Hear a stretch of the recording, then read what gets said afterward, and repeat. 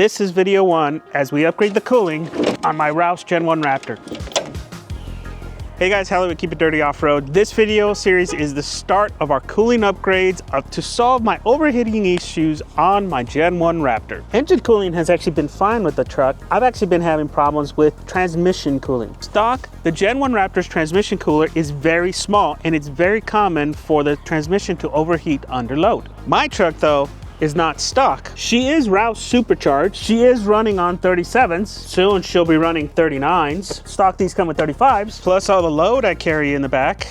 Yeah, no, right now she's missing her bed. We got some other work to do. So all that extra load, plus the Roush supercharger cooler blocking all the airflow going through the front of the truck, means that I've overheated the transmission more than once and got it over 260 degrees. So in this video series, I'm gonna take you guys through a custom cooling solution for my truck that 1, is gonna be passive, so no complicated electrical. 2, sits on the front, does not block the airflow to the engine radiator, so that doesn't overheat. And 3, will improve supercharger cooling and replace that tiny Roush cooler at the front of the truck. But before we start, I need a solid base. So in this first video, we need to prep the transmission.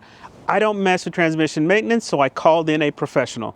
Now, full disclosure, I paid for all these services myself out of pocket. My opinions are my own, and there was no discounts given for this work. The shop that we picked is Raptor Transmissions in Temecula. Raptor is going to change the oil and the oil filter on the transmission, install a thermostat bypass inside of the transmission so that the cooling starts sooner, install a new PPE oil pan with a drain plug, and Raptor's actually going to talk to us about why you shouldn't be going with the deep oil pans for your transmission. Raptor's transmission is in Temecula, and he came highly recommended to us from Kevin at HM, and he was very thorough. Before he even started, he drove the truck to make sure everything was good and she was shifting correctly.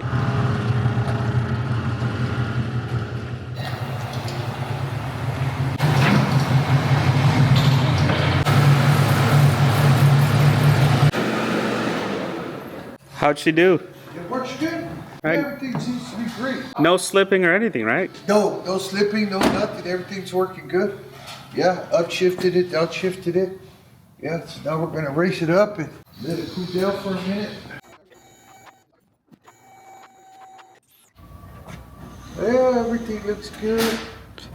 I do got some oil from the CV axle leak, but Right. and I apologize for the strip bolts. You could blame Kevin for that one.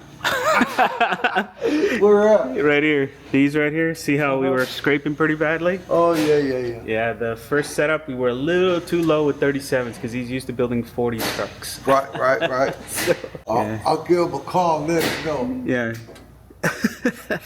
We're missing one here, one fell out. Yes, sir. That was part of that whole running really low.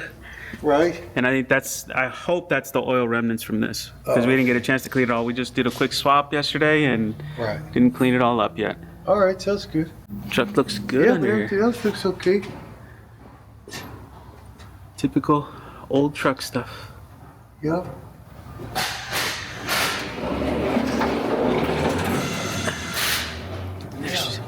The stock oil pan actually looks really thin and small compared to the PPE one.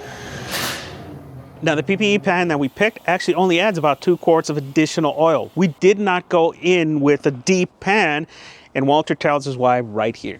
All right guys, so I'm here with Walter. So Walter's gonna be working on the truck, and you came highly recommended from Kevin and a bunch of other people for working on Raptors and the transmissions, right? These crazy transmissions on them. You're gonna be helping us out today to get some maintenance done, right? You're gonna be doing an oil change on the transmission. Transmission change. We're gonna put that pan, PPE pan, I think it is you got. Yes, then we're gonna pull the valve body. We're gonna change the bypass valve for the cooling, the thermostat valve. Right. Replace that.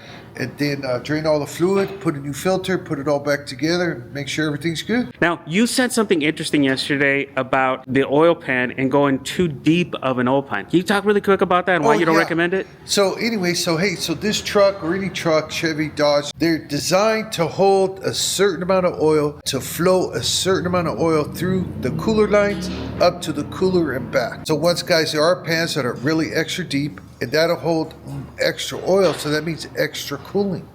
So it has to cool more. It takes more time to cool that oil, even to, cool it down. Like saying 2 quarts over stock is perfect.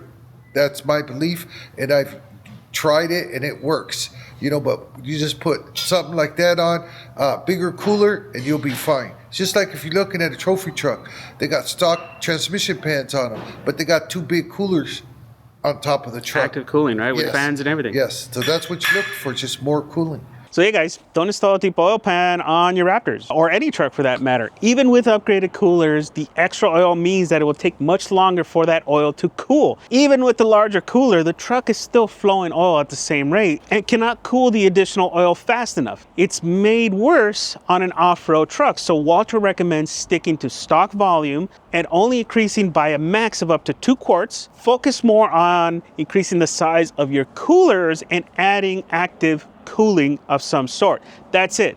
Don't add a deep oil pan with too much extra oil, or you're gonna make your overheating issues worse. So for those of you guys trying to do transmission pans, don't do it unless you plan on doing quite a bit of cooling, and for the most part, you don't recommend doing it. If you do it, I mean, me personally, I don't. yeah, because it may cause you to run hotter. Yes. Right. So you're an expert when it comes to this suspensions. These transmissions, and you came highly recommended, man. And this is pre-additive, right? Like, we're going to be doing a bunch of cooling upgrades, but you're helping us do the start so that we get fresh oil, fresh everything in there, and we don't cook it anymore. Right.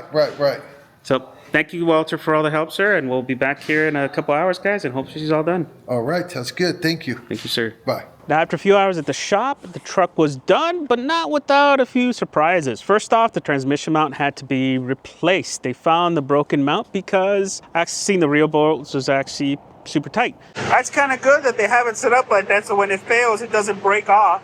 Yes. Brand new mount. See right here how close it is? Oh, wow, that is like no space. Then we can't go through here. Yeah. So we take all this apart. Wow, man. Into it. But glad Walter did all the work for us. New pan alone with the bypass valve already made a huge impact on temps right off the bat. Just look at those fins. The fins combined with the bypass valve dropped our operating temperatures from the 190s to 170s when you're going under load on a mid-grade. Now, we're not done. This is just video 1 of the series. On our next video, we're going to head over to Rich from Growth Fabrics to help us fabricate a mount for all the new cooling up front. If you guys are looking for an expert transmission shop, I highly recommend you guys reach out to Walter here in Temecula. He works on Gen 2s and Gen 3 transmissions and is an expert in Southern California. We highly recommend him. We're gonna put his contact information below. Questions or comments below, guys, please consider subscribing, and we'll see you guys on the next one.